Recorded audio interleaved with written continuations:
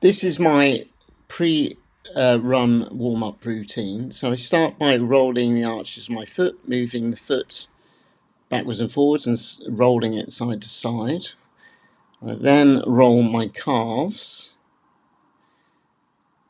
roll the whole length of the calf, but if you find any areas which are particularly tender, you can stay focused on that bit, and you can add a little bit more pressure by putting the other leg onto it to provide a bit more weight. And once again, roll not just up and down, but round to the sides as well. And then I'm going to put the foam roll under my glutes, do the figure 4 leg cross, and roll around until you find a tender area. So you need to roll not just up and down, but sideways, and then the other side. You may find one side more tender than the other. And what this is doing is just releasing the glutes a little before you go for a run. I then roll the top of my back. So you spend a lot of the day in forward flexion, i.e. bending forwards. So by lying on the foam roller and bending over backwards, we're getting a bit more of an extension. And then I roll slightly to the side of the spine, and you might find that's quite tender. So then I use a massage ball.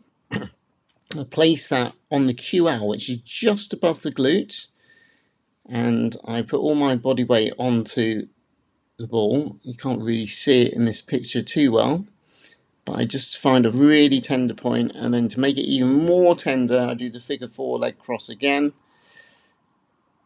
And it might be unbearable, this pain. It's very tender, well, it is on me, and I just hold it there and roll around on there for approximately 20 to 30 seconds, and that really helps release the glutes. But the QL, I mentioned it was the QL. The QL was slightly higher than the glute. So where the ball is now, it's just to the side of the spine, just above the pelvis.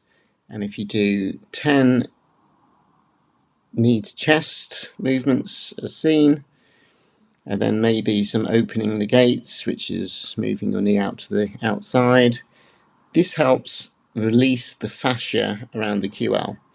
So it really helps mobilize your lower back. I then get into the 90-degree position, which I call the Z, and I do some hip cars, these are called, keeping the body as still as possible and upright as possible with no hands. I do 10 forward and backwards, then I switch without using my hands, and then I do 10 with the other leg, and this really mobilizes the pelvis and the hips,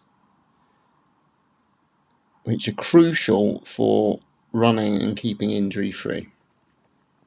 I then bend forward, and you might get a slight crack happening here. It's just air releasing from the joints, and I reach to get a further stretch into the back. Then I do some 90-90 swivels. Once again, this is mobilizing the adductors inside of your thighs. And it's good for general hip mobility. Now I'm going to do a lunge by placing one knee onto a cushion. It's just a bit nicer for your knee. Raise the arm opposite the leg which is forward and push forward so you get a nice deep hip flexor stretch, and then lean back and touch the rear foot. I normally do about 3 each side of these, so you're getting some back extension there when you reach back. So raising the opposite arm to the leg,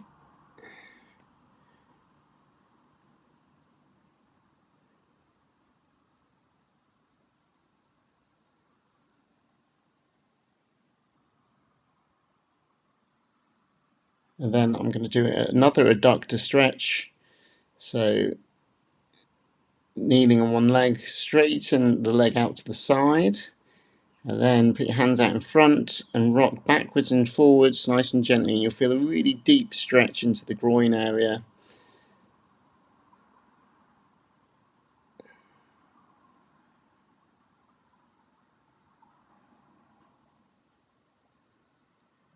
And then finally, I'm going to do some downward dog into a squat. So trying to keep the hands on the floor, bend the knees, and then straighten the legs